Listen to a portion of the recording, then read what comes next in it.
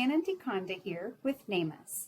So I'm curious if you've seen the new free download we've made available to anyone and everyone who would like it. What it's called is an E&M Mind Map. The idea behind the mind map is sometimes it's easier to process and understand things through visual downloads. So that's kind of what we did. We envision this as being something that you as an auditor or coder may find value in, but also as we're educating providers, it's easy to break down one section at a time. So let's take a look at the mind map together. Here we have the mind map, and you can see where we start the patient encounter here.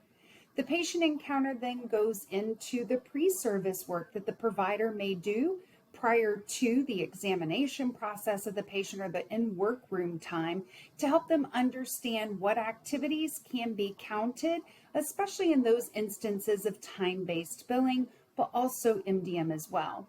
Then we want our provider to make sure they're recognizing, is this a new patient or an established patient, and that they're including that documentation into the encounter for best practices. Established patients, not so important. New patients, absolutely important. Time versus MDM. So our provider doesn't have to make that selection prior to seeing the patient. However, that information does help them to be more aware and more cognizant of the encounter that's about to occur. So just having them be aware of that prior to seeing the patient. And then ultimately we go into our best ways to describe our patient, what description represents what level of complexity.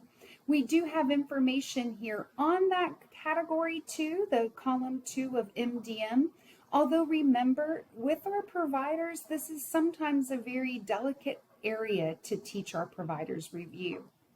And then last, we have the risk. And please note the word risk is repeated here over and over to remind we're not just looking at that treatment plan, but we are looking at the risk of managing that patient. So again, this kind of tells the tale of the patient visit, and you can see there's arrows to make sure that you're going in the right direction along the way.